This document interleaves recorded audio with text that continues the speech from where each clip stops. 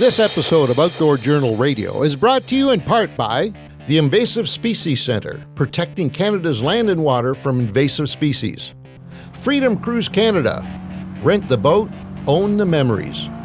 JMB Cycle and Marine, your home for all things power sports, boats, and equipment. And Silverwax, absolute care for everything you drive.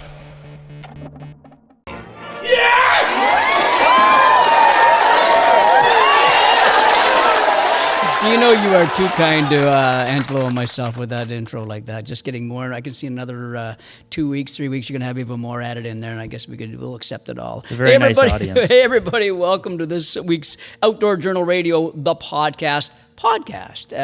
My name is Pete Bowman, co-host of the Fishing Canada show. He says a co-host because along with myself, there's, of course, Angelo Boyle, and the new guys. There's Nikki V, there's Deanie T, and there's Stevie Steve. Come on now. We got all kinds of co-hosts on the Fishing Canada show. So, but you will notice very quickly that normally Ange starts these shows out, and he is not here today. That is because he is down in Florida at the 2025 ICAST fishing industry. Give me a hell yeah! Hell yeah, for sure. So he's down there meeting with some of our sponsors and as well checking out all the new products that are displayed at this show. It's a very interesting show. It's not a consumer show, so you can't just go down there and get into it. You have to be part of the fishing industry.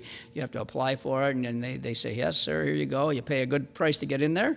And then once you're there, you get to meet and greet with everybody and see all kinds of cool stuff. So he's going to be coming on the show later on, at the end of the show, and hopefully give us the lowdown on what he's been seeing and what he's been looking at and who he's been talking to and all that stuff. And I'm looking forward to it. I know Dean and I have been, staying up on it a little bit yesterday, and we were looking at some of the new items and that, and there's some cool stuff, but I'm sure that show is so big, eh, Dean? That show is huge. So, he's probably got so many things we haven't even heard of yet. So I can't wait to hear it. Yeah, we've just been seeing the articles and the social media stuff. But exactly. There's so much going on down there. Exactly. So I'm really excited about there's some new Yo-Zuri products. So our sponsors, there's a new Yo-Zuri product, and there's new Garmin product. They're two of our main sponsors, and we love working with them when they come out with new stuff. It's going to be neat to hear about that stuff too. So, but before we get to that, we got to do our little housekeeping that Dean's got written down here on shop.fishingcanada.com or, of course, fishingcanada.com to get your goodies. We talk about this every week. We'll push it at you again because it's quality stuff. We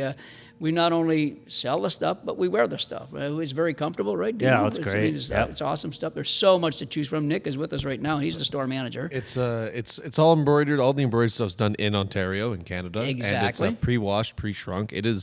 It's comfortable enough to wear with a T-shirt underneath all the hoodies. Absolutely. And the T-shirts are crazy. Everything's comfortable. Everything's great. And I heard actually they might be in store at some point soon. I've heard rumors. If you live in Timmins, there's whispers in the wind. What did you say about Timmins? There's a store in Timmins that may be offering these products. Come on. It's a possibility. We're figuring out the logistics. Yeah. Wow. Yeah, I think I know that store's name. I bet you we mentioned it later on. I think we mention them often. Wow. I'm not going to mention it because I don't know if you guys don't want to mention it right now because it's maybe not going to happen it's a maybe. Or whatever. But wow, interesting. Potentially. But up until then, they can go to either fishingcanada.com or shop.fishingcanada.com. How many SKUs do you think we have? How many items do you think we have? We got over 50 now. Oh, yeah, it's got to be. There's quite a lot. I know. We go to the back room where Nick is set up. Nick takes care of the store. He's the manager, and just hats alone. You look at all the different hats we have, the hoodies, and we're building more. And Ange always wants more species-specific hoodies, et cetera, et cetera. We've got 55 SKUs individual so far. Right? I was pretty good, eh? Off the top of my head, like that. That's not bad. Good guess, bro. Off. Good guess, bro. That's not bad. So yeah, definitely check it out if you want to do a little fishing hoodie or just a hoodie to wear around wherever. In the fall, you like a nice little hoodie like that walleye hoodie that Ange's favorite. I love the Chinook hoodie because it's great with jeans. It's beautiful blue. What do you call that color on that? That's the denim. That's denim. See? Look It's at called me talking denim. about jeans. But better now. Not better. My hoodies are good for when it's a little colder. But we just unveiled the UV line. Yes. UV 50 long sleeve, short sleeve. How many SKUs have you got in the long sleeve? Is there just the one so far? For the long sleeve UV, right. It's just the one. Two. There's a red one. Yeah. That's kind of like a red pinkish. Right. It's red with some white in it rather than red with black, because Yeah. And then we have a full black button up that is going to be worn very often in season 40. Steve wore that. Actually, I've just I have a put- little picture. And of him here. there he is in Nice it. little picture of Steve. Wait, Look yeah, at that. Yeah. And, handsome feller, as Steve would Unfortunately, say. you Handsome can't feller. see the logo. Yes. It's right beneath the But that's Mustad logo. But But- Mustang, not Mustad. Is it Mustang? Mustang. Oh, Mustad's the hooks. Mustang's yeah. the hooks. Mustang is the PFD company, and Sail is the other company on that lapel there. That's just a in good case- looking jacket just now, in case isn't you're it? wondering. Yeah. Now, that's a good setup right there. Both these guys, look at them. at them go. They're Fishing Canada models right Yeah. there. My God, look at this. Thank God we don't pay them Handsome. for that. My God, I'm losing my job real soon. I know it. I'm going to Bowman, you're fired. You're too ugly. Anyways, there you go, folks. Enough of that. Shop.fishingcanada.com. Get your good, get your swag, and Nick will take care of you. So, listener feedback this week. I had the picture on there for this part because it's related to this feedback. Oh, very good, Dean. I like Yeah. this. So I don't even know how to say it's from a YouTube viewer. It's at LincolnG. Lincoln G, I think. Lincoln G? Is that the way I it'd think be? Yeah, so. it's a short form of Lincoln, but it's not Lincoln. Yeah, I guess it could be. Lincoln G 4443 via YouTube. In response to our discussion on mandating life jackets, making life jackets, you have to wear them. That's what mandating is. Lincoln in all capitals. He's screaming this. Lincoln, so maybe I'll read it like his. not a happy I'll read it camper. like Lincoln wrote it. I'm going to turn here. down your levels And here. then- yeah, I'll turn it down a bit. We do not need any more regulations. And who wants to wear a PFD in 33-degree weather when it's flat calm? And lest we forget that enforcement discretion and fail to discern the spirit of the law from the letter of the law. Safety is great. We have enough laws to contend with. He's pissed. That guy is he's just pissed. pissed. There's no doubt about it. But Lincoln, let me just kind of break it down a little bit here. I get what you say. I know it's right now it's not legal. Just like seat belts weren't, you didn't have to wear them. So, but what you're saying here, like, we do not need any more regulations. Regulations are normally there. This is not for anybody to make money because you have to have life jackets on the boat anyway. So it's not really about making money. It's kind of about saving lives. When you think about that, I know you're going to give me some resistance on this. And who wants to wear a PFD in 33-degree weather when it's flat calm? That's where we were right there in that picture. Look at that right there. Yeah. And who wants to? Well, if I want to live or die, because I could die if I don't have it on, there's a possibility of dying with it without it, a bigger possibility of dying without it than having it with it in certain instances, then I'm going to wear it. I'm going to be, and I know these guys now, Nick and Dean. When we started with this company, we didn't wear them either. But through Ange and I and Reno, we were sponsored by Stearns at the time. We got to say, you know what? We're sponsored by these guys. We need to wear some PFDs. Hey, have you got those new inflatable? Yeah. So we've got, and now it's just a normal thing that we do. Right? It's all the time.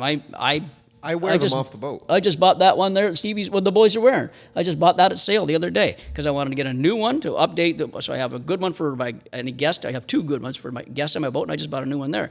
And when you come on my boat to fish with me, I want you to wear this thing, sort of thing. But so, it's a matter of just common sense. It's not like this. The weather that the boys are in right there, I was with them. This is up on Buck Lake. It was hot up there. Right, Dino? Yeah, It was damn hot. I was in a hoodie there because I think this was at like 7 in the morning. Yeah. But by the afternoon, it was Yeah, we hot, start hot. out every morning, as I say, we start out with our hoodies on, maybe our rain jacket on. There's an extra shell or an extra layer on there. And by the midday, we are peeled down to short sleeve T-shirts, whatever. But we always have these PFDs on. And when you get wearing it, Lincoln, I'm going to tell you that once you start wearing it more and more and more, you don't notice it. Honestly, it's just a part of your attire. It's a part of your fishing gear. It's like your waterproof boots. You know what I mean? It's just part of the gear that you put on for the day, and you honestly do get used to it. So I know you're pissy about this, and unless we forget that enforcement discretion and fail to discern the spirit of the law from the letter of the law. So you're saying that I'm assuming you're saying that the game warden or the cop, it's up to his discretion to charge them, right? Yeah. I'll charge you or I won't charge you, whatever. Well, if you have that type of life jacket, number one, in your boat, this is the inflatable type for those that aren't watching us, you have to have a regular life jacket also in the boat if you don't wear these. So you don't have to wear these, but you have to have a second life jacket on the boat because you're not wearing it. It's perfectly legal if you wear it all the time. I'll give you a quick instance. Dino, you were with me this trip. I was sitting in the middle of Buck Lake. Okay, this is a fly-in lodge, and there was not another boat in sight. And this plane goes buzzing over top of my head. It was a yellow plane. I go, oh, and it's a turbo. You could hear the turbo. And I says, I had the camera, a little camera roll. I says, could you imagine if that was the MNR and they came down and pulled me over? Like, the expense of that. But I said, it's impossible. Right beside me. Sir, could you come over here? So, number one, you're never safe from getting pulled over by the MNR or the OPPs or both, okay? This is a fly-in fishing lodge with no other boats in sight, and I got pulled over. And one of the things, aside from the licenses, et cetera, one of the things he said to me, he says, obviously, you're wearing your PFD. I don't need to check any of that stuff. So he wanted my safety kit, my license, and then we had a chat about the fishing, and we're gone. So they were checking for life jackets, et cetera. So and they would have charged if I hadn't had the proper setup. They would have charged me for sure, and justifiably so. You know what I mean? So, and not that it's mandatory. I wore it, but if I didn't have that one on and it was sitting in the boat with another one not there, I'd have got busted. So, you're never safe. Number one, for a charge, and number two, it's your life. It's lives that we're talking about here, right? So. Go ahead, Nikki. He seems to be complaining about comfort, but I'll tell you quick, because I have an old Stearns up at the trailer on Balsam. Yep. And we go to the sandbar all the time. It's about 4 feet deep. It's one of the automatic ones. They're so comfortable, so I just wear like a little wife beater underneath these. It's so comfortable. I can so see you with that. jumped off the nose of the boat to get the anchor in wearing the Stearns, forgetting I even had it on. And the thing went off on me. Popped, yeah. That's good. It works. But that's how it works. Yeah, that's how it And I'm works. going, holy shit, if I fell, that's life-saving. I forgot that I was even wearing it Exactly. on a 5-minute boat ride. That's so much. That's the proof right there. And Nick hasn't been doing it near as long as Angelo and I, and he's already just started wearing these things, basically. And the newest ones, these ones here that you're seeing in the picture, they are even more comfortable. Yes, Steve had his on on land the whole time. He was walking around with it on land. There was I a Stevie. did that at You might want to Silverwax. take that off. Oh, hey, I'll get that, Peter. So it's true. No, I did the same thing at Cedar Island Lodge there. When the rain came down, I didn't even bother taking it off. I just went right in. Yeah, I Just hear go. you, buddy. So Lincoln, we'll close on this. We won't harp on it too much longer. We like to harp on this kind of stuff, but it's up to you totally. You and the police officer or the conservation officer is what they would enforce, what they would, versus the letter of the law, et cetera, et cetera. But it's not mandatory right now, so you do what you want, and take your chances on whatever.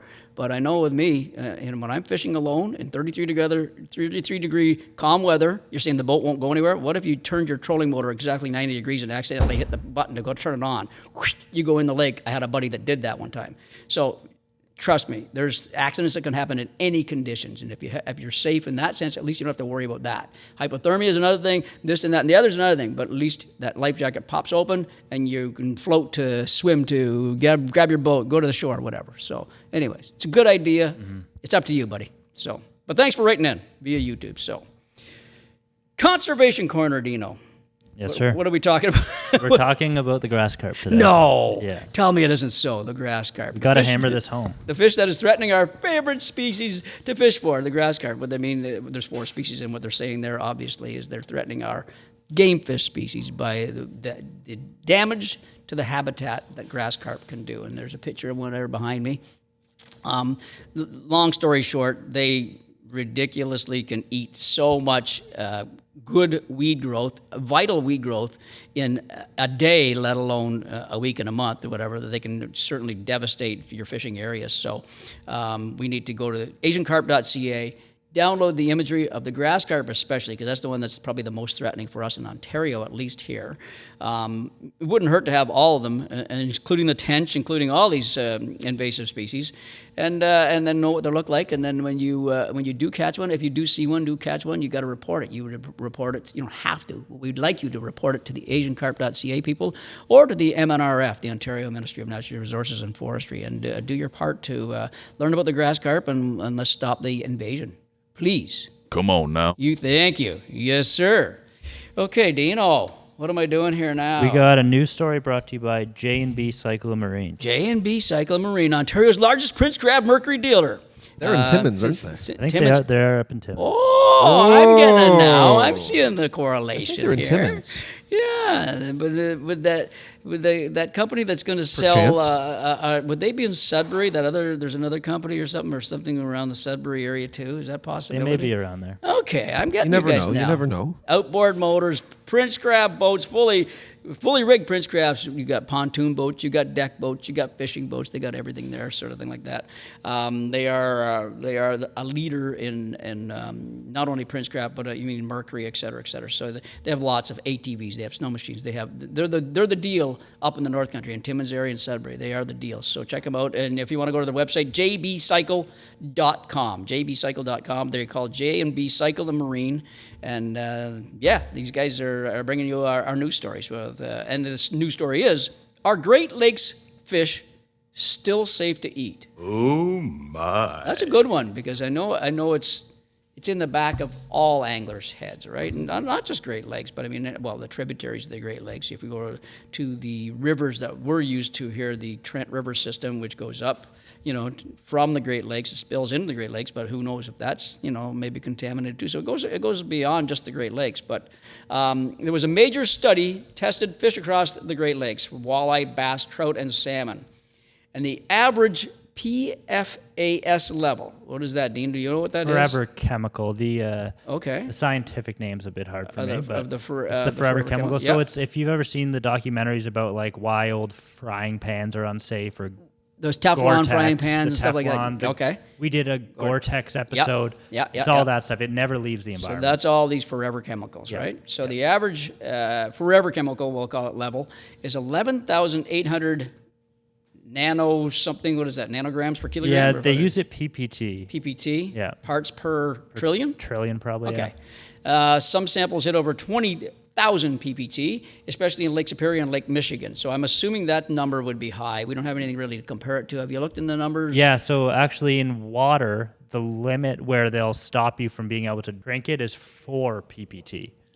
Oh my God. So These like are 20,000 PPT. Yeah, so if your drinking water is over 4, there'll be an advisory. But Wow. So it's pretty substantial. That is.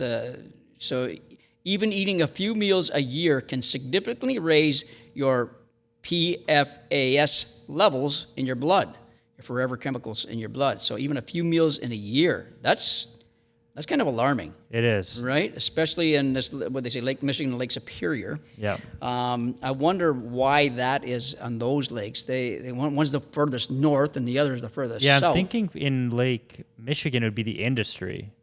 Yeah. Because it's all right along. But so is, Yeah. you think Erie would be bad then too? I Yeah. don't know. And Superior's weird too, because you'd think it's just so much water that it would, it would be so spread out. dissipate, and it's almost like you would expect it to be the least amount of industry around. But Superior to me, and it's the top of the food chain, right? It all feeds out of there. Now, I do know further down. that I may be wrong with this. Someone can correct me, but I think the documentary about the Teflon pans, that company was in Minnesota.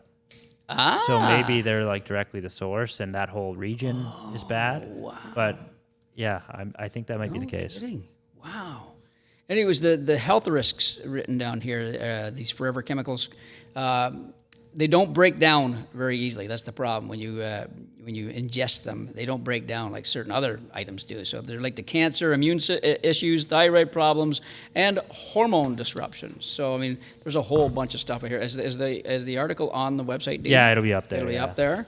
I think it's something that maybe everybody should look into. And I know that. Well, we could go. Do you want to do the Michigan's response to that? Yeah, I think it's kind of interesting. Yeah. So Michigan, they had a do not eat advisory in the past for certain lakes, but it's up to 98 different lakes now, which is pretty significant.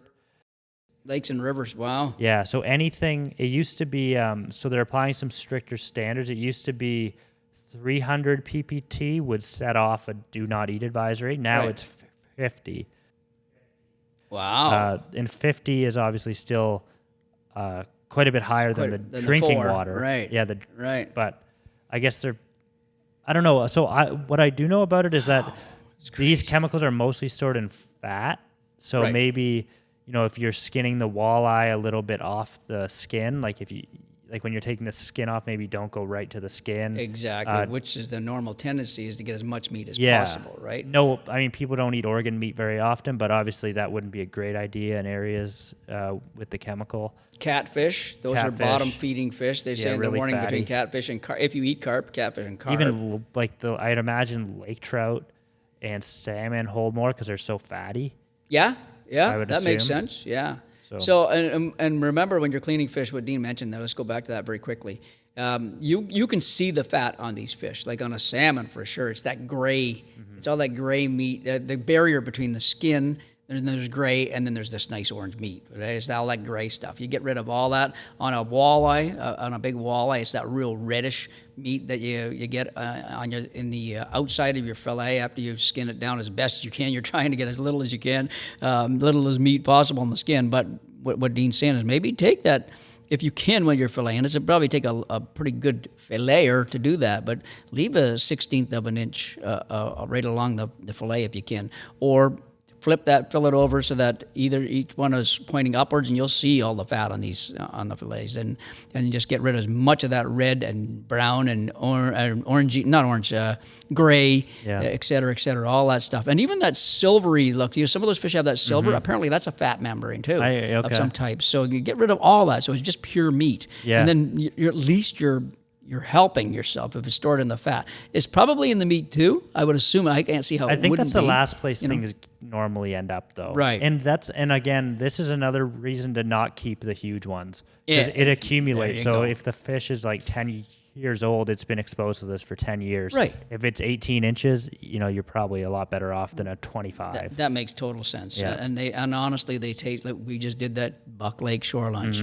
and we brought all 14 to 16 to 17 inch, maybe 16 to 18 inch walleye.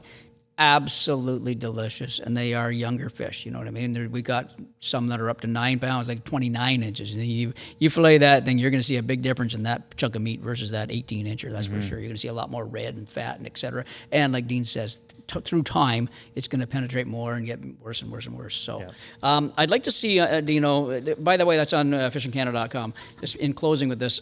I haven't seen the Ontario book. They used to put the book out, right? Regularly. I don't know. Do they still do that? Yeah, they do. Yep. Okay. There's actually a website where you can see, if you type in Ontario Fish Consumption Advisories, I think it's called. Okay. It tells you exactly 2 fish meals per month or whatever. Right. And it tells you, so, if it's an 18 incher, you can have 2 meals a month. If it's a 14 incher, you can have 4 meals per month. Right. I don't know if they're taking into account this PFAS thing yet. Oh, right, because that could mostly be mercury. Yeah. And they're warning more for kids and more for pregnant women, right? So I don't know if PFAS is considered in the count now. Yeah, I wonder. They should add that in. They should. I think they should. Just obviously, if Michigan's doing it, then they need to open up on that. It would just make that much more information in the book, right? So so anyways, part of me though almost doesn't want to know. I know. It's like with or like the CWD thing. Yeah, it's like waste disease, you want to know so that you're not helping spread it or something. But it's also like I just want to have my deer and act like it's the most healthy natural thing. Like I hear you, because let me have it. I think some people at least know. Some of the Fish Canada fans know. I'm a Bay of Quinte nut. I still love going to Bay of Quinte to catch walleye and pike, and Bay of Quinte is directly connected in both ends to Lake Ontario, and I eat the fish out of there. I don't eat every day and all that, but I'll have 5 to 10 meals a year out of it for sure. And it's almost like Dean says, I said, geez, do I really want to know? Because this stuff is so friggin' delicious. You've been doing it all your life, and it's just like, I don't know. I don't know if you want to know or not. Yeah, exactly. So, but I guess we should know. Honestly, we shouldn't preach the wrong, word here. But you should probably look into it. But what Dean says, it's the natural tendency is, I'm okay. That's good. I don't worry about it. I don't want to know, sort of thing like that. So, interesting. Fishingcanada.com, and Dino will have that up for you. Yep. Fan question brought to us, and brought to you by fishfindermounts.com. So we were using a lot of their stuff again on this last shoot. There's a portability element to it too. It's a fly-in, so we brought our scaled down kit up into the bush country, and it worked great up there, right? It did, yeah. It was and the awesome, game changer, we actually got to compare that with just like a little handmade one we had. And it is my night God. and day. Like, It is night and day. I had the handmade one. The boys had Yeah. the good one, and PD did not. PD wasn't happy with the deal he was set up with for sure. made it work, though. But yeah, we made it work for sure. So brought to you by fishfindermounts.com, and this is submitted by Derek Varnholt via email.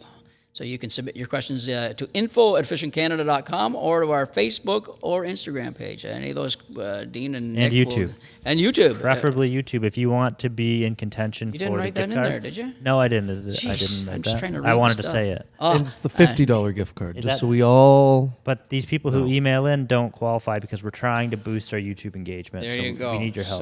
So Derek, next Come- if you have come- another come question, give us some sometime, love. do it via YouTube, and then you get a shot at a $50 Yep. gift card. So, which is kind of a nice little prize, right? So, good question.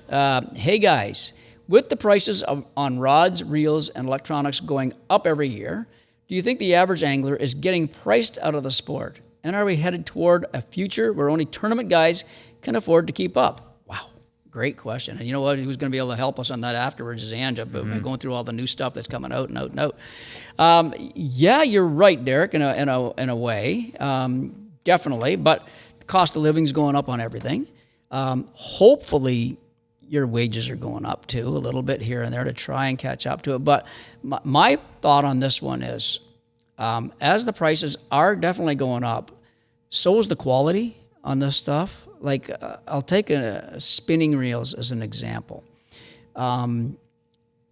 Back in the day, to get, the reels that are available right now, spinning reels by the major manufacturers that are available right now for $120, $150. Okay, that's not a bad price for a spinning reel. I think you should be spending that to get a decent one. Well, the quality you're getting right now on those spinning reels is unbelievable. They are so freaking good that 5 years ago, 10 years ago, that's a $600 reel. Oh, yeah. Like it's insanely, the technology is so good and it's getting better and better. So yeah, the prices are coming up, but honestly, the gear is getting that much better. They're refining these, rods, the technology of the graphite content or whatever they're using in there, the reel seats that they're putting in, and the bait casting reels are getting better, anti-backlash and all that. And the companies are not just putting out $500 reels anymore. They're definitely catering to the consumer, which is that $100 range, $100 to $200 range, and then they got the $500 to $1,000 stuff in there for those professionals or those that can afford it. A doctor goes out fishing, he doesn't want to buy a $100 reel. He can easily blow $1,000 on a reel or something like that. But so honestly, if you look hard enough, you will see good, really good, solid equipment out there for a decent price. That's what I think anyways. You think, Dino, what's your opinion Yeah, that's on kind of this? my opinion too. But I will say though that the prices are higher, but I think you can be a little picky on where you spend your money because with live scope and even some mid-range rods and reels, you can get decked out in a tinner with all the tech that is just as efficient, other than speed and stuff, as a bass boat.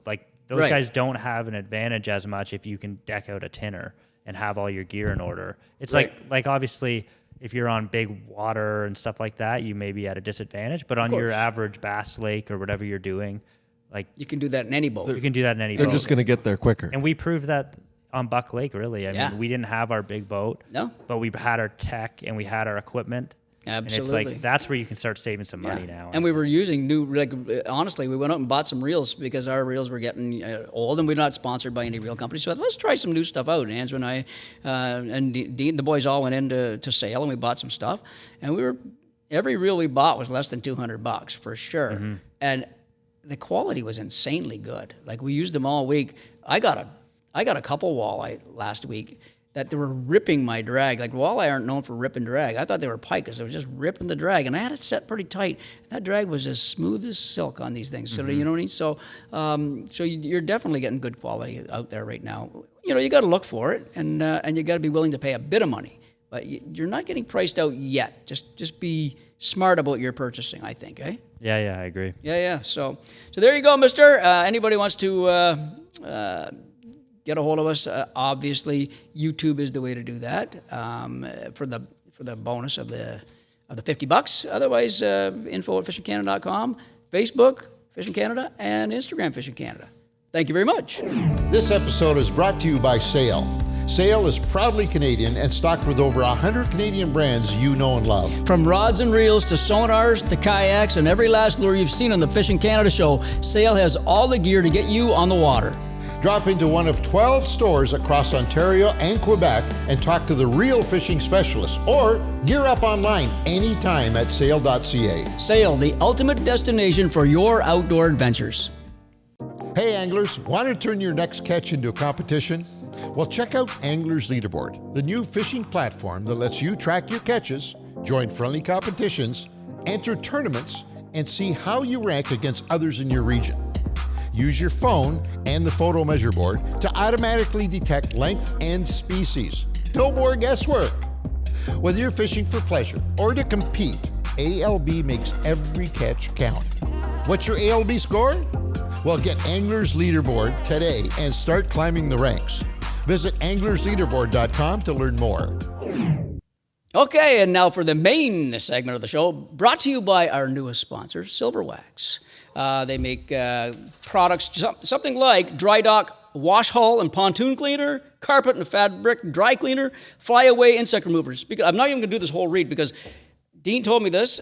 I grabbed the stuff after a 1,000 one-way kilometer trip. Yeah. Right, Dean? Last week we went to Hornpayne, Ontario, and when I got back, my truck was covered in bugs. So I just said, you know what? This is a perfect time before the podcast to give it a little shot and give it a try. They say put it on, spray it on 15 to 30 seconds, let it sit there.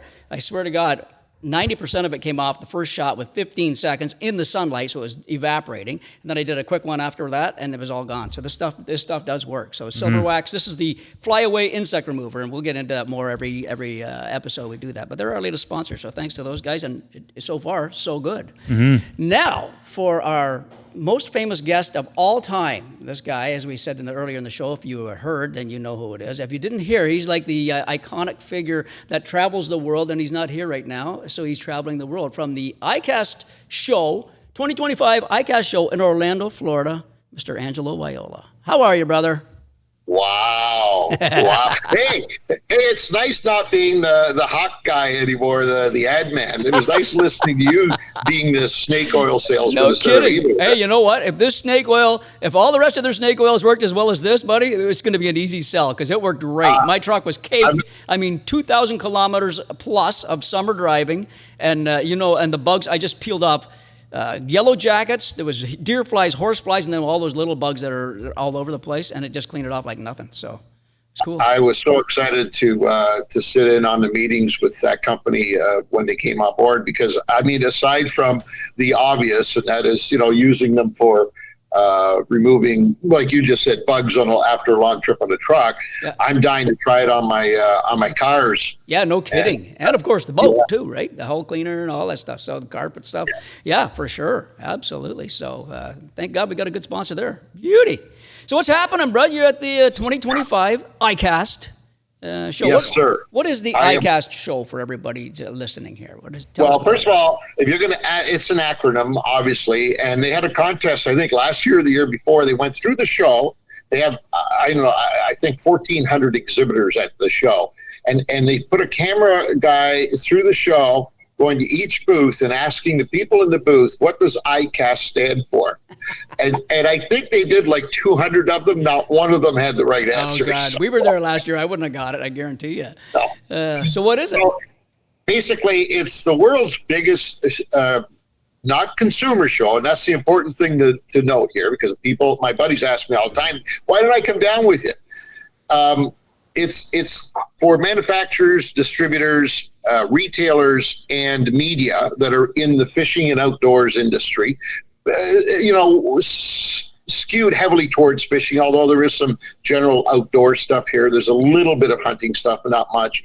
A lot of marine, but they have their own show. The marine has their own show. Right. But it's mostly fishing stuff, and it's just massive. It is an incredibly well-produced show, and I say produced because there's a lot of work that goes into this. It's been going on for, I believe, 42 years. Oh, wow. Yeah, so it's just so slick, and it's so exciting. As an outdoors person, as an angler, it's so exciting to just immerse yourself in your own stuff. You know what I mean? Yeah. Right in there. It's Does the word cast in there mean anything towards the fishing? ICAST, is that sort of well, fishing related? ICAST is kind of if you go individual words, the first one, the letters, first one is international. I do know that. Beyond that, I'd be guessing like the other 400 guys who got it all wrong. And they don't put it anywhere under literature. Before we came on just now, I was scrambling through because I thought you might ask me, and I wanted to be the smart ass, right? So, yeah, I know that. What's the matter with you? But they don't even put it in their publications or anything else. So. I bet you my crack research team is looking it up right now, as in Nicky V. I bet you he's looking it up right now. I got a feeling. I think he was scrolling on something else, but now I got him on that. So. He's laughing at me. So how's the show looking? I mean, we were there last year. You've been there pretty much every year. Anything different this year? Anything, I've been coming since 1986. Haven't missed a one. I almost missed this year's, as you know. Yeah. And then last minute I said, I can't not be there. Yeah. It's a constantly evolving show. It sort of changes from year to year in terms of the exhibitors, in terms of product lines. I got to tell you something though. The underlying feature for this year's show, without question, is innovation. Innovation galore. I've never seen so much new stuff. You know that the new product booth, Pete, where they put all the new products that are up for awards? The best of show sort of thing or whatever? Best of show, yeah. I mean, it's normally pretty full. Yeah. But this year, oh my God. Really, eh? Yeah, I'm going to share some of those with you. Before I do that, though, a couple of interesting things. One of the booths that caught my eye yesterday, I had to stop in and talk to them, and it was manned by a bunch of ladies. Hello. Hello, ladies. Nice small town folks. A bunch of ladies. And it's called Wormville. So I had to stop in. Never heard of it. Yeah. This is the world's biggest dew worm manufacturing, or I don't know, it's not called manufacturing. Farming, rearing. like farming or rearing, yeah. Okay. They have 850 acres where they grow their worms. So almost 1,000 acres of property to grow their worms. Yeah. And then right next to it, they have 600 acres of where they grow their own corn, which they feed the worms. Wow, corn-fed worms. Corn-fed worms. You're looking at almost 2,000 acres devoted entirely to the raising and they do a lot of experimental stuff where they're trying different types of worms with different types of food and see if they can be, their goal is to raise the ultimate fish catching worm, right? Yeah, Tough. Yeah. A lot of movement stuff, but it was fascinating talking to the ladies about this place. I've got to go see it before I go away to the big fishing pond in the sky, because I want to see what 850 acres of worms looks like. No kidding. What state? Whereabouts are they located? They are in Wormville, USA, is in Georgia. Oh, nice. And, it's not far from you, right there. Really? Yeah. The company is actually called Silverwax. Okay. And they started a small farm raising big red worms, and they've since moved off into all kinds of different types of worms. Do you remember the worm up, that fluorescent? The green one, that greenish one, chartreuse. Yeah. Yeah, they're the ones who did that originally. Oh, really? Okay. Yeah. So they still do that, but it's a very small part of their business. Yeah. Most of the worms that they raise are natural looking red and brown dew worms. Yeah. And they ship. So their biggest retailer is Walmart.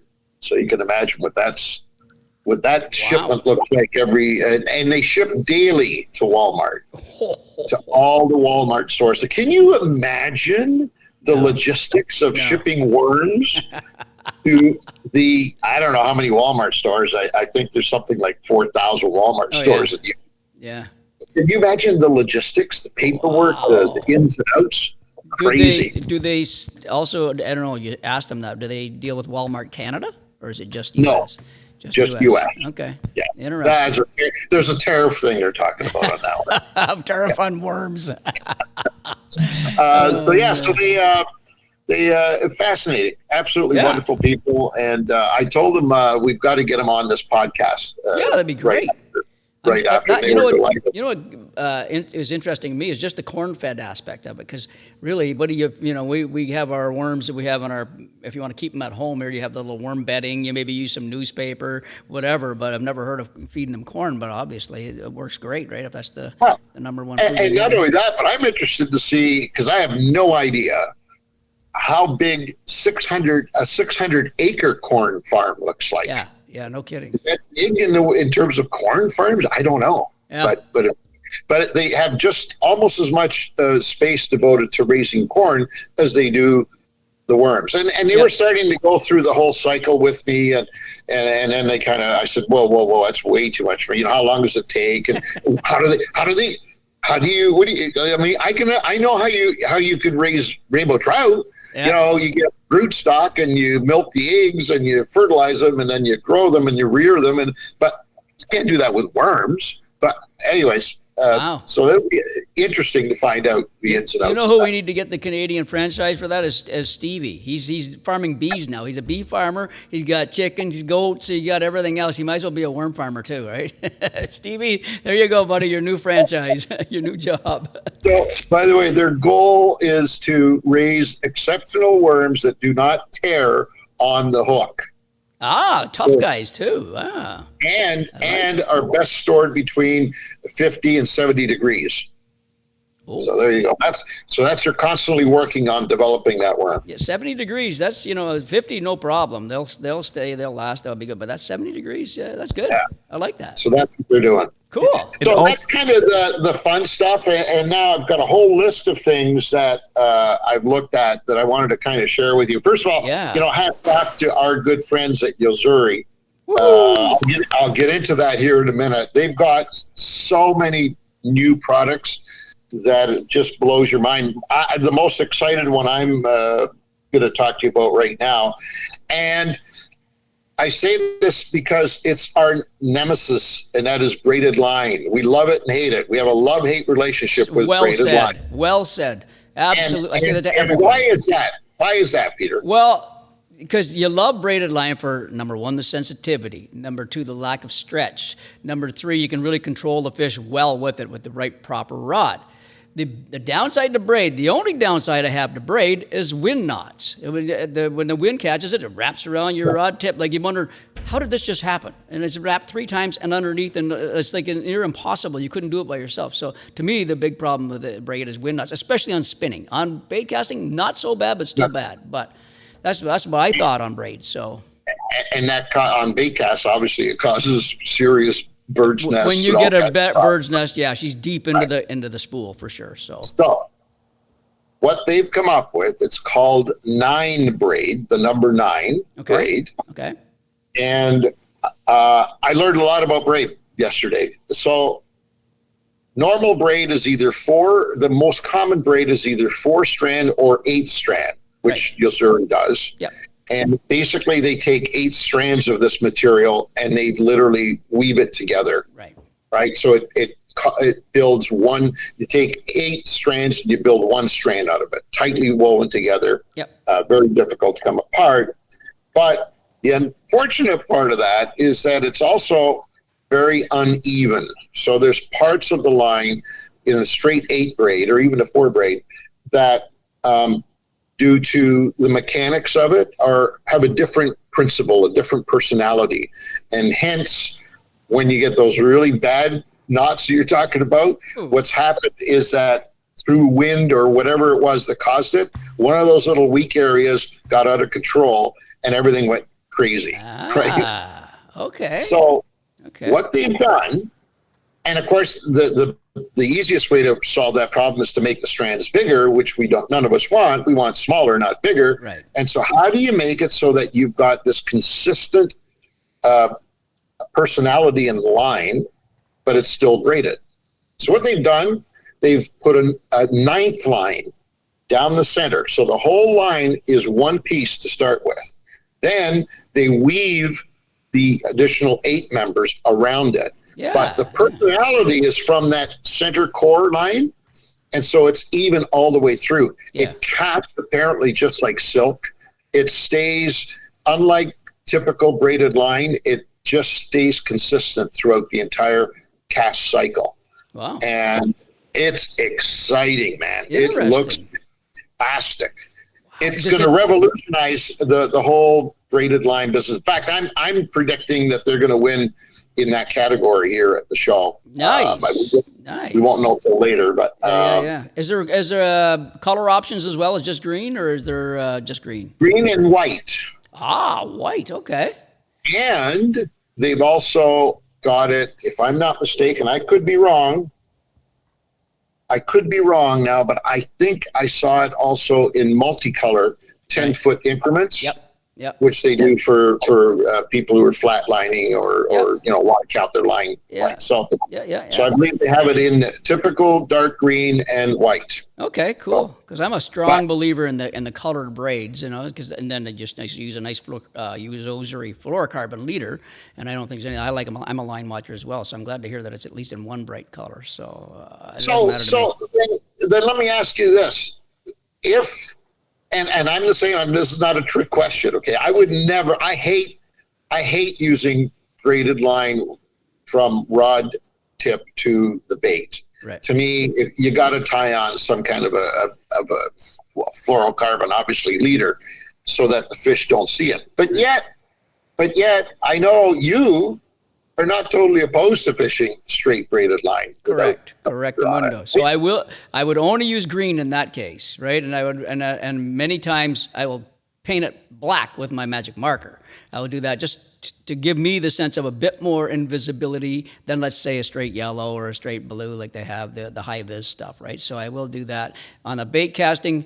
I rarely tie a leader. I probably should do it more, but if I'm working a jig, if I'm running braid, I throw a straight braid and just color the line dark. So you know what I mean. But and then I also on the stuff like if you're throwing soft stick bait, Senko's under docks, skipping them under docks and stuff like that, like a nice 20-pound Yo-Zuri braid green, and I'll use it like that straight to the hook too. But I do both. But light spinning stuff, Ned rigging, all that stuff, always a nice long fluorocarbon leader on it for sure. So what if I was to tell you that, in fact, the best braided color to use for invisibility is pink? I've heard, well, they did that, Yo-Zuri did that with their fluorocarbon leaders before, right? Really? So they have a pink braided line. Now, it's not the 9, it's the standard 8-strand that you can use in pink. And apparently, this shade of pink is invisible to fish. Oh my God!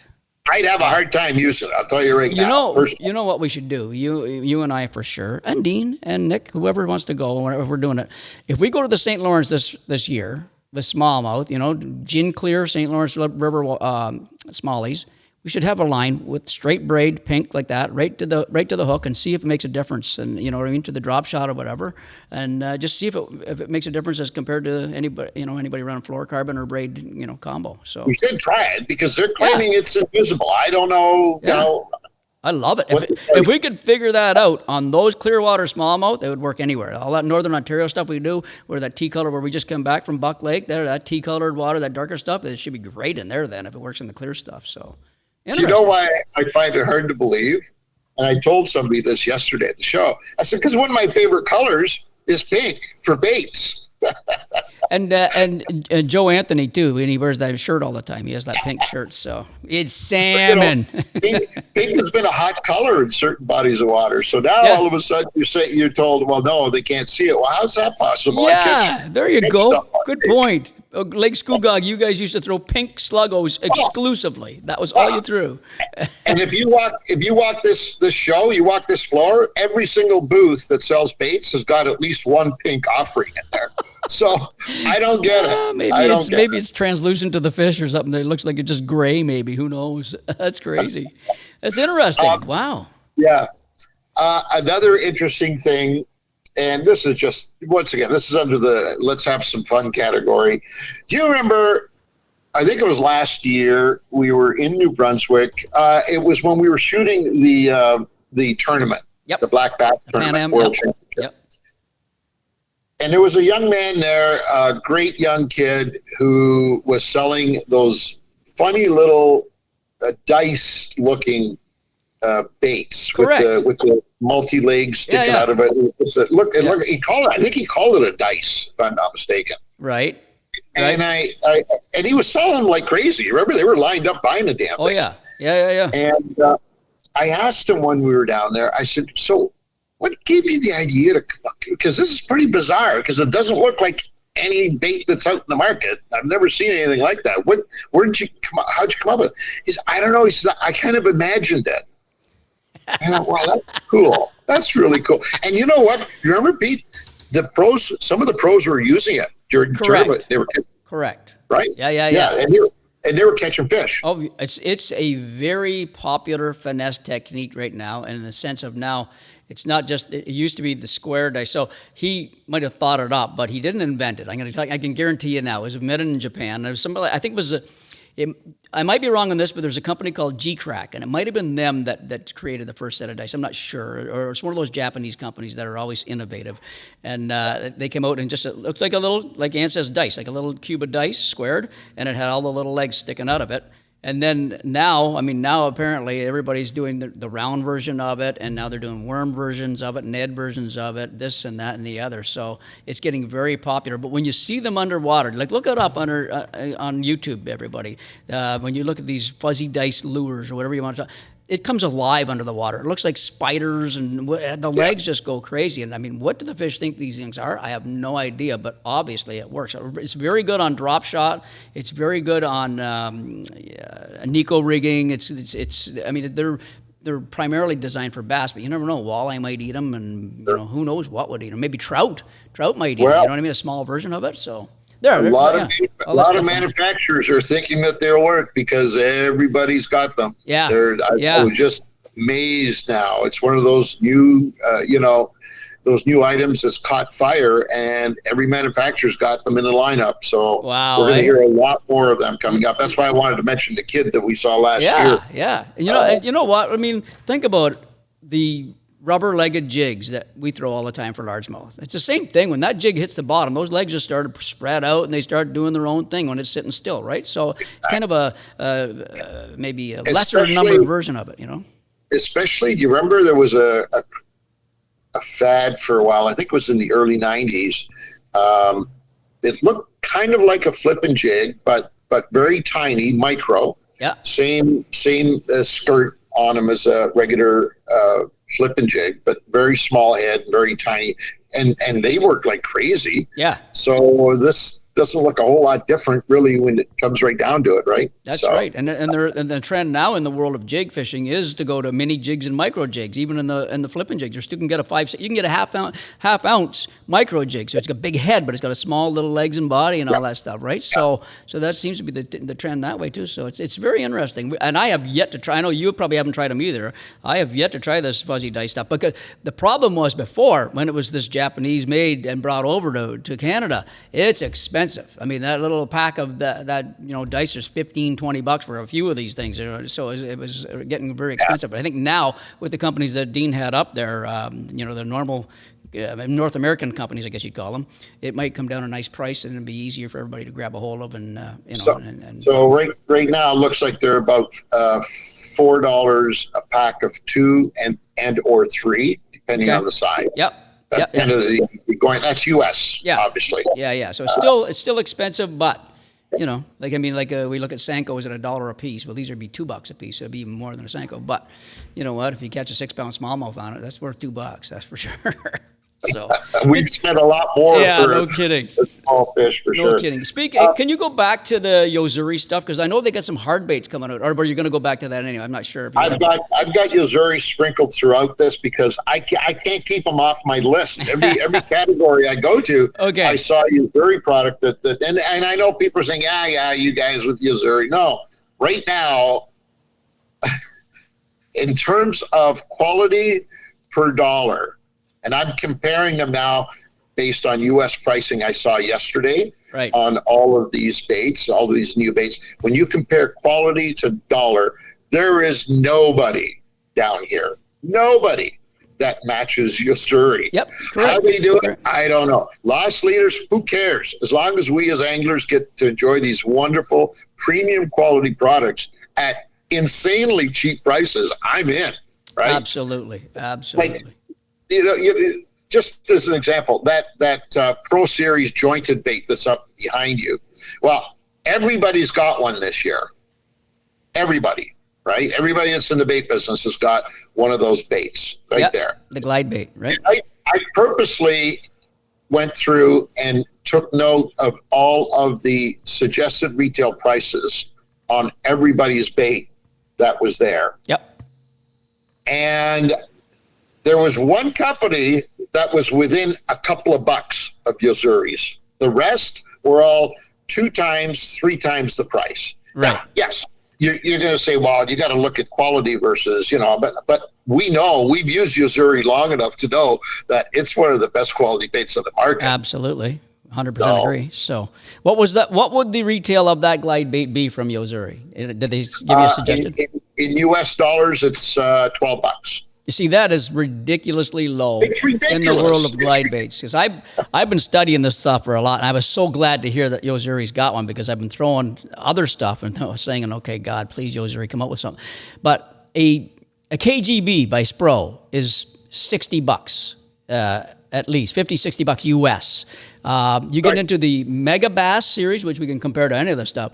Some of the Mega Bass, the bigger ones, they're $200. They're $200+ for these baits like that. You know what I mean? Now, yeah, maybe there's a big difference in the size and all that kind of stuff, but as comparison to that glide bait, that how big is it? Like a 6-inch glide bait is, or what was it? The one I saw is a 5. 5? I think they got up to a 7. Yeah. And I think they go down to a 4, but Yeah. I'm not sure about that. So, yeah. Now, in all fairness, though, I have to tell you, the pricing that I compared to were all suggested retail prices, right? And Right.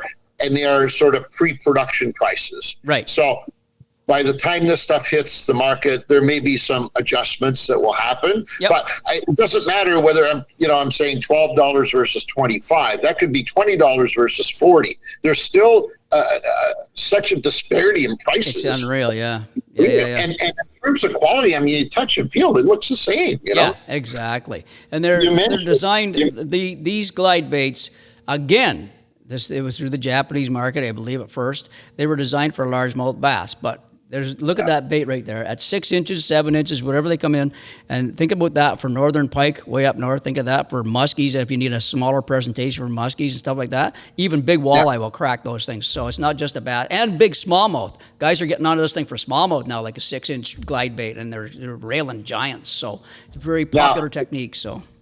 In all fairness, though, this is not something new. This is, the fishing industry is like the footwear industry, like the clothing industry. It's very cyclical. Yep. Fashions come in, they go out, but if you keep it long enough in the cupboard, eventually you can put it on again and wear it, and you'll look like you're in fashion. Well, glide baits, and especially jointed versions of them, I was selling them in the early 80s. Right.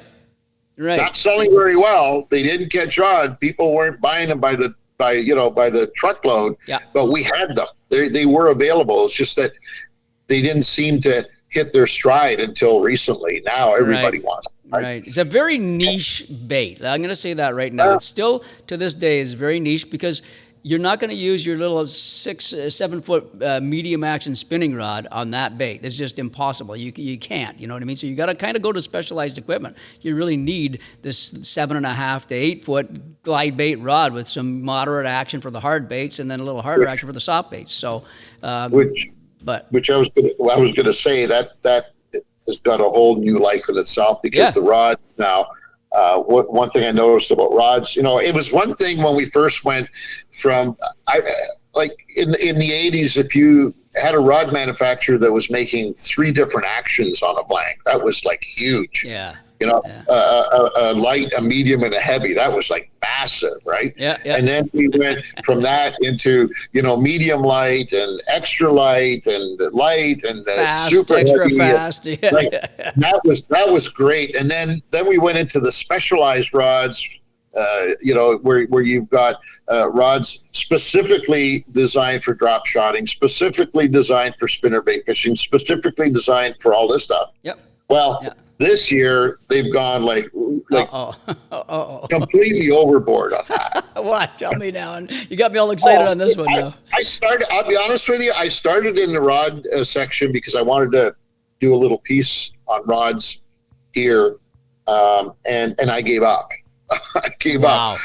It's just too convoluted, and it's every rod is, it was great when you say, well, you have to have a flipping stick if you're going flipping. I mean, you wouldn't golf, you wouldn't, use a putter on your driving range. So you have to have a flipping stick if you're going flipping, right? Which made perfectly good sense. Of course. But they've taken it to such an extreme because everyone now has got 10 or 12 different possible. So take flipping sticks. There's got to be at least a dozen different types of flipping sticks now. Wow. There's got to be at least 20 different types of bait rods that are used for jig fishing.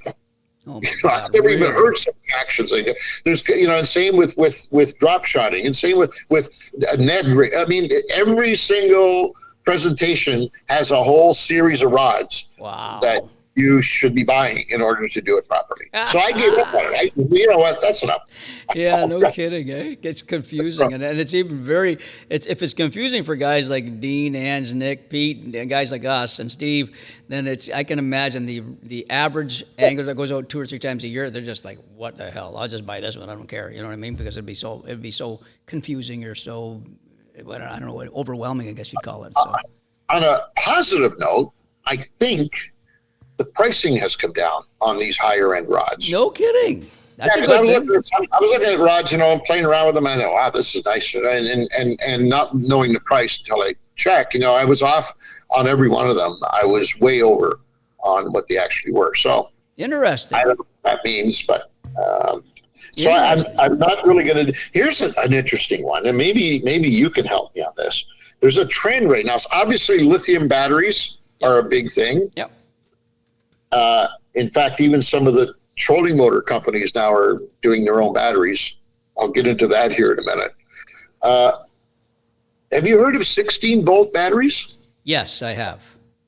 What do you know about them? Well, they're saying that units like the Garmin units that we run, Echo Maps and GPS maps, can run up to 20 volts safely on these units. And as well, the live scope can run up to, a high of 18 volts, something like that, whatever it is. They're saying that the signal is clearer, is stronger, and all that kind of stuff. But in my research, Ange, it's yet to be proven from wherever I've seen and looked and read when guys do unit-to-unit comparisons and all that. They're saying it's not as noticeable as it sounds, but maybe it's different now. What have you been hearing? So right now, that's a trend. Everybody is switching over to 16 when you're running multi-screens, multi-transducers, et cetera, et cetera. Yep. Not only because they're saying in the resolution, the units themselves do much better at rendering the imagery with a higher voltage. Right. But the important thing is that they're also now saying that it's better for the units. So guys are investing $25,000 in a bunch of screens and a bunch of toys on their bow. Apparently, we're starving those units when we're running them on a 12-volt system. And there's times where there's so much draw on a network like that. There's so much draw that we're actually doing damage to the screens by not giving it. That's the big thing right now, right? Interesting. That's just efficiency, right? They're talking about electrical efficiency, DC. Exactly. So you've got longevity to the units. Yep. You've got apparently a cleaner, crisper, faster image on the screen. Mm-hmm. And obviously you can run for a longer period of time. If you're not drawing as much, you're running the batteries for a longer period of time, which means the life of the battery is going to be that much better. And everybody wins. I was going to ask you that. That's the one thing I was going to say. So if it was 16 versus 12, because when you watch your screens, you're going to see 13 point something at first. Then it goes down to 12 something. And by the end of the day, you're at 11 volts or whatever. Well, these things start at 16 and they only get down to 14. You're still running better than you did with the 12 volts. So is what I'm assuming, right? Okay. And it's better for everything. Better for the units, better for the battery. because you're not hurting if it's a 12-volt battery and you're bringing it down below that 12-volt on a constant basis. Yes, you charge it up and it comes back. But what they're saying is that period of time from charge to discharge on a 12-volt system, when you're putting 3, 4, 5, 6 units on it, right, it really hurts that battery's life. Wow, that's interesting. So you know what you need to do? I need you. You're there today again, right? At the show. Go to the Garmin booth and talk to the techs and ask them exactly that. Say, does this? Today. Yeah, I'm meeting with them at 4. Perfect. I'd really like to hear they're saying, no, they run on 12 as good as anything. Maybe, but it'd be interesting to hear their technical advice. So I think they're going to say, hey, it's not going to hurt them. Yeah, for sure. We can run up to 18. For sure. So if you run a 16, they're going to say to me, it's better than a 12. It's got to be. Yeah. Right? I think that's what they're. But anyway, I'll find out for you. That's cool. Everybody has one. Really? Eh? So yeah, and I almost think to the point where if the trend catches on, in terms of pricing, by the way, is not a big difference when you get into lithiums. There's not a big difference between the 16 and the 12. A bit, but not enough to say, I don't know. Yeah. I think if this catches on, we probably won't see 12s. In my opinion. Yeah, for running accessories and electronics. Yeah. Which now then I have to also think, we'll find out, we'll talk to somebody who knows, what else do we power up on these 12 volts that maybe would benefit from 16? Well, I mean, you're running your accessories like your bilge pumps and all that, they might blow up at 16. You never know, or 20, you know what I mean? That's exactly what I'm saying. Right. So now you have to have an isolated 16-volt battery just for units. And I think that's what that's the other trend that's going on right now is definitely, unless you're running a couple in parallel or whatever of your main battery and running parallel and you still got your 12 point whatever thing is, but it's, lots of amp hours. But a lot of guys are running now separate batteries just for the electronics. It takes one more step in charging. Who gives a shit? You know what I mean? It's that you just got an extra cord to plug in there. You put a multi-cable at the end. So that is the latest trend too on it. So interesting. Yeah. By the way, I don't know if it means anything to you guys, but I just lost your image. So. Wow. I mean, I know I'm ugly, but geez, it can't be. You're in the dark. We can't be proud of that, hey? No, you can't be proud of that. We got Nikolai. He's panicking right now. Nick is running around here like a mad dog. Battery change. Battery change? Yeah. There you go. You're up. We're back. Okay, here goes Nicky. He's running. Oh, he's running. Barked like a dog. He crawled in front of the camera. Oh, gosh. We're back up? So, okay. Moving down the line. Before I get off that jointed glide bait that Yo-Zuri we were just talking about, before I get off that, I just you mentioned the SPRO glide bait, the KGB. Yeah, by the way, I lost your image again. Nick's working on we're in the process of a battery change here. We're in the process of the audience can still. Nick is panicking. The audience is good. He's going fast. He's going hard. This is the hardest I've seen Nick work in a long time. So this is good, Ange. This is good. Okay, in terms of glide bait, the ultimate glide bait, I have to hand it to SPRO because I wish you could see this thing. So take 3 of those jointed I've heard about baits. This. Yeah. And put them in a school, one on top of the other. Okay. Join. They're offset, right? Yeah. So the middle one is a little bit forward. The one below it is a little bit back. The one on top of it is a little bit back of the one that's on the bottom. A little triangle or sort of thing or whatever like that. There it is. Okay. Right there.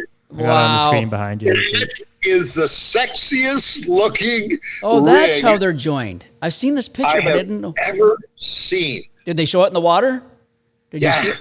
Oh my God. Oh my God, Peter. Do the tails each swing the exact same way, or do they go on different? It's like a mini school of my God. Whatever. And what's really cool about it is that they go back and fro. Right? They go side to side, all in unison, and it's just like a confused little group of fish that are just out there looking to get eaten. So let's see. So the top one has got no hooks, obviously. The front one's doing that one single hook, and this guy's got both the regular hooks on it. Wow, that's crazy. Wow. And because they're in different parallels, if you will, right, the tail moves slightly different. Oh, that's awesome. If they could get that, all of them. Oh my God, that's great. Because that's what I was telling people when I asked Angelo. I said the KBG Chad Shad. That's the bait right there. So was a custom built. A guy did it out of his garage at first, and he invented this thing. And then all of a sudden, it was just nuts. The swim bait world is nuts. And then SPRO got a hold of him. They collabed on this. So this is a plastic bait, basically a molded bait, the single of it. And now they've done this to make it all three. So it's been one of the most popular swim baits of the modern era. But look at this. This thing is like, oh my God. Now, the rod you would need to throw that though, because I know the single Chad Shad is it's probably 3-4 ounces or whatever like that. Peter, but this thing must be. Never mind that. How about a nice troll? How about just trolling trolling for muskies? Oh my God. They'd wreck them up quick. Yeah, no kidding. Wow. That's insane. See, when I saw that picture, I didn't realize they were joined. I said, what are they talking about here? And I didn't see the joints, but now I can see the joints in it. Wow, that is cool. Now, it's $280 US, just so that you know. Yeah, exactly. Bait. I would have figured that. Well, yeah, $60 a pop. So basically, you know what I mean? So, yeah. Anyways, good for them. I was vibrating watching that. People must have thought I was crazy. Well, I think everybody would have been. Nobody's done that before, right? The glide bait world is always this single bait that works the best out of the best or the worst out of the worst. But now when you do that, it's like an Alabama rig, like the umbrella rig, really, is what it is. Yeah. So with great big giant baits. Very cool. Very cool. The other big thing I noticed down here, and it could just be a one of, but I doubt it because everybody's on board with it. All the jig manufacturers, they're really, really trying to reinvent the jig. Really? Everybody's, oh my God. So the biggest difference moving forward in jig heads will be instead of having just an eye on the lead, which is the end of the hook when it goes in the mold that you tie your line to, it now is on a swivel with a ring. So it totally moves. And reason the big thing now is having your jig flip from side to side when you're working it slow on the bottom. Right. And when you tie directly to those original type jig heads, you don't get the action that you do with this, because now the jig head is completely moving from the line side. Gotcha. So everybody's got one. Every single big manufacturer's got that in their arsenal. Wow. But they've also done a couple of other things. First of all, everybody now has tungsten. They still have some lead, but most of the jigs that are new are tungsten jigs. Okay. So everybody has gone and made that switch, the evolution to non-lead products. Mm-hmm. And most of them have got at least one offering that is a scooped head, what they're calling a scooped head. So envision the round, conventional round head that we are used to having a scoop out of it on the bottom. So it actually has two wings of lead or tungsten. So it's like a one-piece scrounger head. Like they used to have a scrounger head that goes on the top of the jig that did this. Okay, I got you. So it's underneath. So it's basically a scoop. You know what it's like? Think of the shape that some of the old topwater baits used to have on their bill, on the front. You know that scoop of metal? Yeah, the walking bait. Some of them had that little wee scoop. Yeah. Exactly. Well, think of that as that is part of the little round head. I see what you're saying. Right. And so the idea, and then on top of it, you've got this swivel ring setup. And the idea now is that as you're moving this thing, it's really got some erratic side-to-side action. Right. And when you're lifting it, it flutters down as opposed to just dropping down like a conventional jig. Right. So it's taken the jig concept to the next level. Right. And everybody's raving about it. So it made my list. Interesting. Most got it. Yeah, I mean, right now in the U.S. especially, the latest trend is called shaking a minnow, exactly what Angela's saying. And it's not just at the bottom, it's all the way, the live scopers, people that are using live scope, they've taken advantage of this fully. They're looking for single fish, and you just basically swim that minnow over top of that fish's head. And when they're shaking it, they're doing that little bit of, Angela, that I told you that big walleye I got on Buck Lake last week. I saw 2 or 3 fish sitting 10 feet down in 30 feet of water, and I did exactly that. I threw out a jighead, which is a jighead with a little spinner on it, and I threw it out over top of that fish, and I saw nothing moved, and then all of a sudden just went boom. And I thought, oh my God, that's a fish I caught in 30 feet of water that I would have never caught without live scope. But that's exactly what that was, is kind of shaking them in, and you just kind of keep it above them and watch it on your scope, and it is pretty deadly, I have to say. It's fun too. Yeah. I'm going to get into that one big time. So that's what these are designed to do. Also, underspins are making their way back, where you've got the little spinner underneath the jig head. Yep. That's really popular. Eyes, big eyes on all of the top end jigs now. Really? Yeah. Cool. No more blank, ordinary jig heads. Everything's got an eye on it. Yeah. A lot of different shapes and designs to those eyes, which is kind of refreshing. Normally there was just that one, little black and white eye on. Yeah. Now you've got all kinds of iterations of eyes on these things. So it looks really, really cool. I love it. They've done a great thing. Hey, how about rattle in snap swivels? Come on. That seems to be trending right now, where In the they've got swivel? in a little wee skinny tube with tiny little rattles on your snap swivel that hooks up to your line. Oh, no way. Kind of cool. Wow. Kind of cool. Wow. So Somebody's that's really thinking. popular. Oh, Yeah. God, that's great. In terms of reels, I think the most exciting thing I've seen here are 2 lesser known companies that it looks like they both had a corporate get together, and they had a boardroom full of executives, and they said, okay, enough of this shit. What do we need to do to catch up to the big boys? Okay. And money is not an object. Okay. That's kind of the Interesting. category I put these in. One of them's called Baits. Yes. BAITS. Yes, I know those guys, the machine reels. What they're doing is building a completely machined aluminum reel. Right. It's all aluminum. It's completely machined, hand machined. Does that make it more expensive than the other ones? Unbelievable. I'm sorry? Does it make it more expensive than a conventional reel that's been? No. No? No. Now, they might be doing it as an introduction, but, I would think a completely machined aluminum bait casting reel, to me, it should cost like, I don't know, $800-900, $1,000. Exactly. Right? Yep. No, these are 2 and 3. There's one at $425, their top end. Wow. But you've got to see the artistry of these reels. I don't know how it works, but it's just craftsmanship. Wow. It's the only way I can describe it. Nice. That's the Baits one, and it's called a Hundu.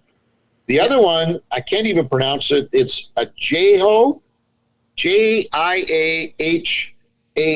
sport company. Okay.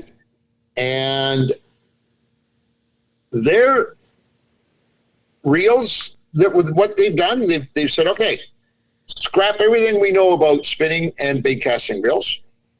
You guys go in a room and invent a new way to get line from point A to point B. You got to find that. Can you find that? Right? Yeah. Spell it out again. Spell it out again, Ange. Spell that out so we can see what you Jiahao sport company. Jiahao. Jiahao. Jiahao. Jiahao. Anyways, right down to, and I think what they did, they must have had anglers on their staff or something. They must have commissioned a survey, whatever it was, because everything that we've always said about what they should do to reels, these guys have done it, including a little oiling hole, right? Yeah. Where you can actually oil and grease your reels without taking them apart. God forbid, right? God forbid. God they do that. forbid. Yeah. A little wee tiny little port that you got oil, you squirt it in there once a year, and now you're back, you're all lubed up, ready to go again. But Nice. they've got strike detectors, electronic strike detector. So when that line gets some kind of I don't know, some kind of movement, or they can outfeel you electronically. Let's put it that way. And it's a strike indicator in your hand while you're fishing. Craziness. Their drag system on these reels, I won't even get into the details, but it's just completely revolutionary. Now, these are a little more expensive. Their average reel, a baitcaster reel, is about $400 average, and they do go up to $1,000. U.S. dollars too, right? U.S. dollars. Yeah. And their spinning is about the same in terms of price. But the gadgetry that's on these reels, oh my God. And they look fantastic. Absolutely. Really? Wow. So, yeah. So that's that. That's cool. What else have we got? I'm trying to find the Jihao website or anything close to it. It's only on I've Alibaba. never- It's only on Alibaba and 2 other sites, and the 2 other sites looks like they were going to give me a virus. Don't touch it. So I already clicked them. That's how I know they look like they're going to give me a virus. But other than that, it's just Alibaba. I've Jihao Sports. never seen them before. Wow. But they're not this from what I was reading in their showcase at the booth. This is their first attempt at fishing, right? So they're not a fishing company. They're into all kinds of other things. But anyways, just keep an eye on them. The Bubba net. The Bubba net. The Bubba collapsible net. So is the Bubba Knife Company, is it the same as the Bubba Knife Company? Okay. It's the answer to our woes. Bring one back, would you? Right now, like grab it today. So what they've done, I mean, collapsible nets, there's a million of them out there, and it's really hard to find one that gives you the size and strength that you need in a net, but allows it to collapse and fit into small, tiny places. It's been an ongoing battle we've had since the beginning of time. Okay. I think these guys might have it. Really? It checks off all the boxes that you need. It's not as big as a non-collapsible net, but a lot bigger than most collapsible nets. And what they've done, they've gone longer as opposed to wider. A longer basket? A longer basket? Longer basket. So the basket is not round and it's not even oblong. It's kind of a rectangular almost, but not really rectangular. Trapezoidal. Oh, wow. Trapezoidal, Nick said. Yeah. Well, that's all that education. This is advanced education from Oshawa. Yes, indeed. So It's also almost $300. well, Very expensive. a good net is, I mean, Very expensive. yeah. I mean, let's be honest. Nowadays, nets are getting expensive, anyways. $200 gets you. You know, you're just getting an average good net. It's a good one, but 200. I was selling ends the other day. I was looking at them in sale, and the higher end ones are at least $200. So you get what you pay for, but they are expensive. So that This one's coming out at $325 US. wow. So we're looking at over $500 in Canada. So it's expensive, no doubt about it. But I'll tell you, it got me thinking. My birthday's coming up pretty Well, yeah. soon, isn't it? Or did I just have one? I know I got another one coming somewhere. Another 11 and a half months for you will be good, I think. Yeah.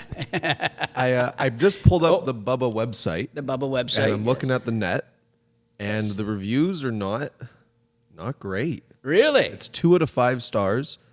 People say that it don't extend well. The people who have gone to decide to leave a review have not said good things. I don't know if that means anything. I don't know how they're reviewing it because this is in the new product category. It means it's not on the shelf yet. Yeah, they can't even be out yet. Yeah, it must be a first Not on version. here. Maybe this is I don't know. a refined So they version. have other nets. They have other nets. This is their latest offering. And what happens, Nick, is that these manufacturers come to this show to put their latest products on display for people like us to look at them and start talking about them. So hopefully it's an innovation on this pre-existing net, maybe. It's probably a better version or something like that. So, interesting. Anyways, it's something we need to look at for sure. Yeah, hell yeah. All of the soft bait companies, anything that like swim bait companies out there, all talking about forward view friendly. Yeah. That seems to be the buzz, right? Yep. They're all doing whatever they need to do in their designs to make sure that you can see it coming down in front. Absolutely. So that's pretty exciting. Yeah, it's very exciting. Absolutely. I don't know what you would do to make that happen, but well, there's got to be a density or maybe like I know there's a jighead out there that's probably down there that has all the little sides on it that are reflecting sides on it, and maybe so the sunlight reflects a little more on one part of it than the other. Maybe I'm not sure, but it definitely is. There is a difference in baits when you're running forward-facing sonar. Some you can see really easily, and some you just can't see, and they can be the same size. So there's something to it. I just don't know what it is. Whatever it is, they're all putting it on their packaging in the product category. Interesting. That it's forward view friendly, scope friendly. Good, yeah. Right? Yeah, for those that are scoping, it makes it easier. So, yeah. This episode is brought to you by Angler's Leaderboard and its photo measure feature. Angler's Leaderboard makes every catch count by integrating seamlessly with their patent-pending AI-enabled fish measurement board.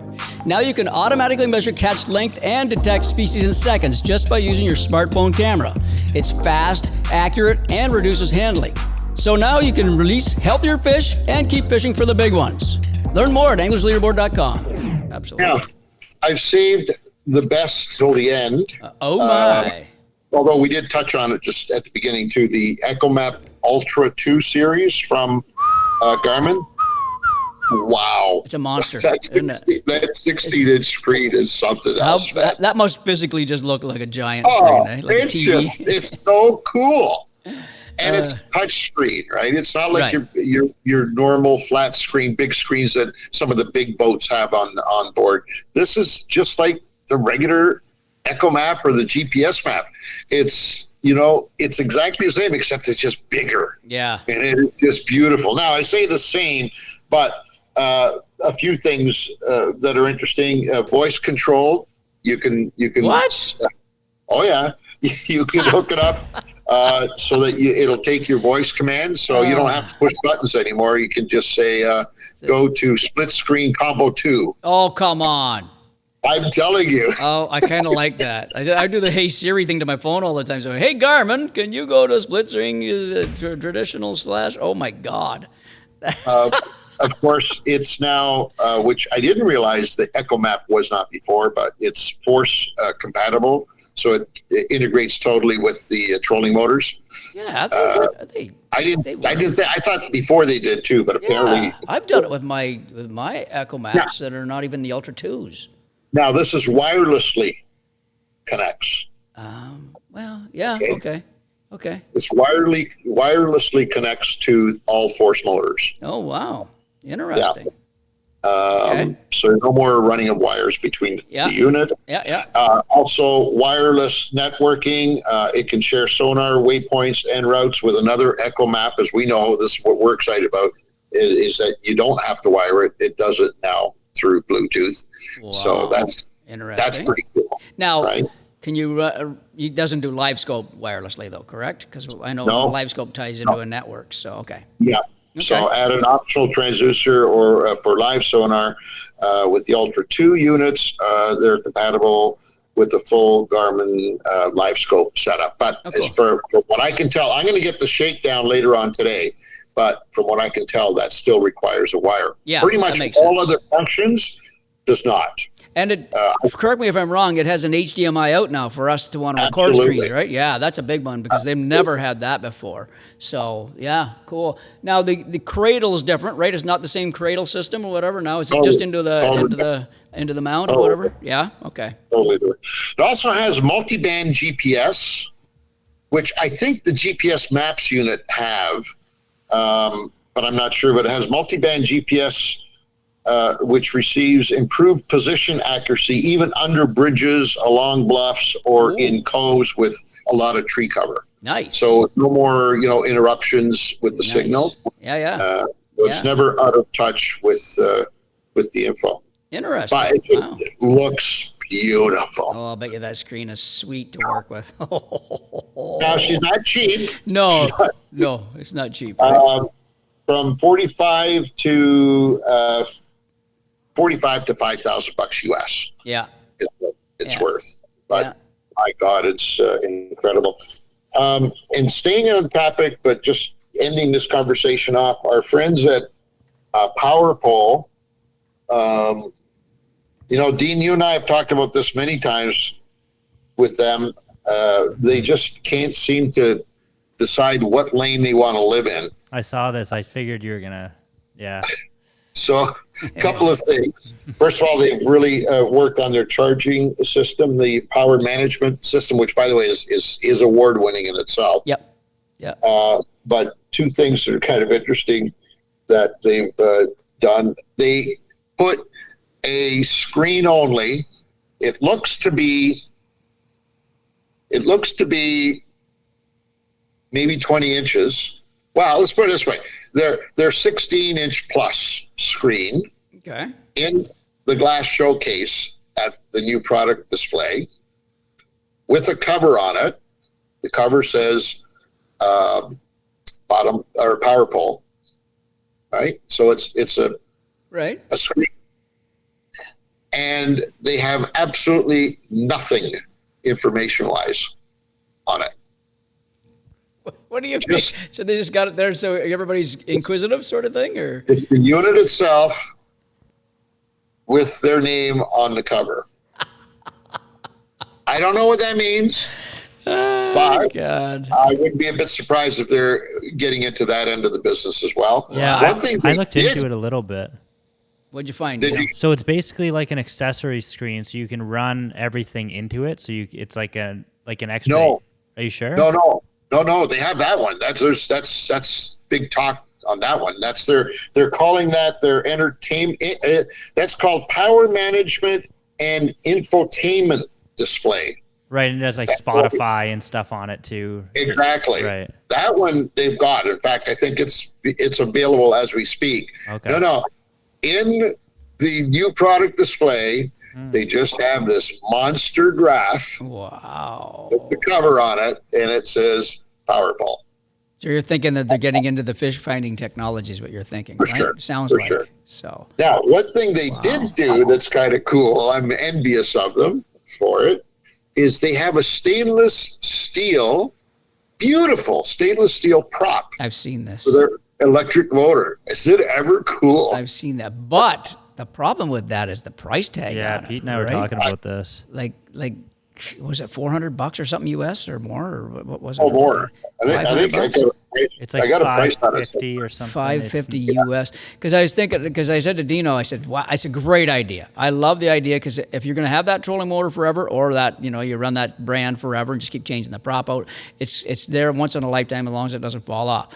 The downfall is, you could go, I've replaced my Garmin props, and they're expensive enough, but they're $100 a pop. So you'd have to have five props at least before you got into the price tag of that stainless one. So it's kind of like, do I make that investment or not? Right. So, But I'll tell you, for somebody who fishes weeds a lot, I bet you slices, eh? I bet you just. oh my God, I'd put an edge on it if it was me. I'd put an edge File on it up, it. yeah. You know what? Right? It's a great idea. I love the idea of it, and I'm surprised somebody looks else hasn't great. come out with it. Yeah. So that's Aesthetically, cool. it's just Yeah. wow. I'd love to have one. Yeah. Also, real quick, to our friends at Lithium Pro, Yep. unveiled a new product called the BM21, and you'd know more about this than I would, but they now can hook into the NMEA 2000 network. Right. Yeah. So the battery plugs into that network. Yep. And it obviously gives you all kinds of data and information of how your system is running and who's charging who and what's going on. So basically a power management option Okay. that Interesting. is built into the batteries themselves. Yep. Yeah. So- and they're running in the NEMA. That's interesting because I'm assuming then it would be, we would tie that into our Garmin units, into our tree, our NEMA tree, and then you'd be able to somehow pull up a screen on your Garmin, and it should be able to show. That's what I'm thinking. You can see all the battery management and BMS and all that Kevin stuff. explained it to me. It's exactly what.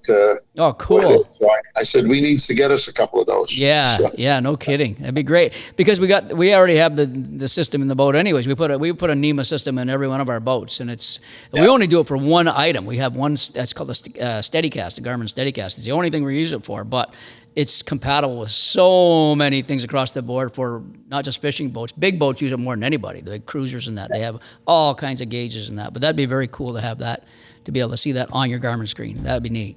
I like that.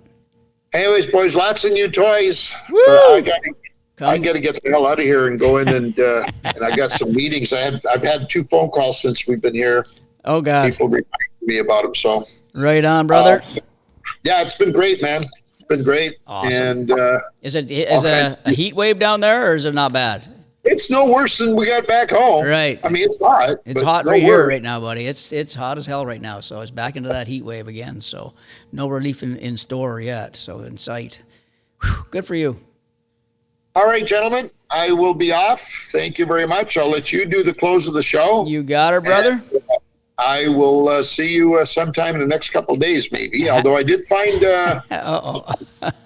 some cigars for you. Atta boy. Check it out again. I gave Ange an emergency call. Hey, buddy, if you got a room for a few more cigars, could you please? And he did it for me. Good man. All right, buddy, enjoy the rest of the show. Enjoy your right. trip, and see you when Thank you get you. back, and bring back lots of goodies for us, okay, would you, please? All right. Okay, buddy. Okay, boys. Take care. See you next. See you, Dean. Come on now. There's your come on now. That was Angelo Vaiolo at the 2025 ICAST show in Orlando, Florida. As he talked about, it's not a public show. It's for dealers and people in the industry like us, as TV, et cetera, et cetera. But it's a very interesting show to really, as Ange is doing down there, look for what's new, what's coming up in the world of fishing, right? That's so, and he's seeing products that we've never even heard of. Some of the stuff we've heard of a little bit because stuff leaks out when you're talking, and I think sometimes they try to leak a little bit out here and that, like the KGB triple bait there and stuff like that. And we saw some of the Yo-Zuri product, but then the other stuff he's told us about was brand new to us. So pretty awesome, eh, Dino? Yeah, it's great. It's neat because it just the industry is so cool. It's like any industry, but as us as anglers, it's so nice to hear this upcoming trend. Some may be fads, some might be BS or whatever, but a lot of it is the real deal, and that's the good thing about it. It just keeps us going, our minds going, and the worst part is it keeps us spending money on stuff that you don't need, but you want to try it. I actually feel like, though, that's the most excited I've seen Ange about anything at ICAST in a couple of years. Absolutely. It's been a slow few years down there. A lot of times Ange just comes out and says, you know what, why did I even come down here? Aside from meeting our sponsors, which is very much a needed thing to do. But this year he did sound excited. Yeah. So. Okay, everybody, we're going to get the heck out of here.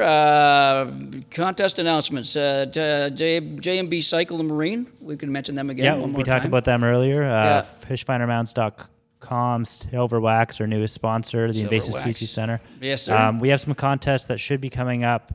I'm hoping by the time this airs, but I may push this airing up so that ICAST is a little bit more current? Yeah. So makes sense. And, of course, fishingcanada.com for all your swag. We got the swag meister here, Mr. Nick. Oh, he's going to say something anyway. And do we have a code for the store this week, gentlemen? I don't Why see don't a we code, make the code this week ICAST? I'm That cool with seems like it would ICAST. make sense. ICAST, all capitals. How's that sound right there? Wonderful. That's a nice, easy one for everybody to remember. And what does that get them? That's going to get them 15% off on their entire Come order. on now. That's pretty good.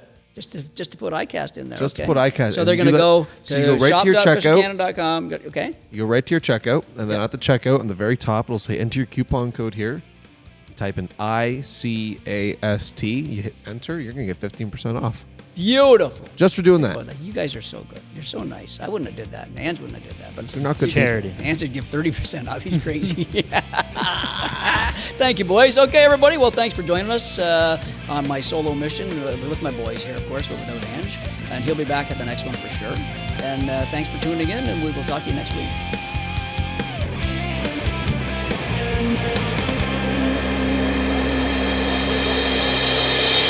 This episode of Outdoor Journal Radio is brought to you in part by the Invasive Species Centre, protecting Canada's land and water from invasive species. Freedom Cruise Canada, rent the boat, own the memories. J&B Cycle and Marine, your home for all things power sports, boats, and equipment. And Silverwax, absolute care for everything you drive.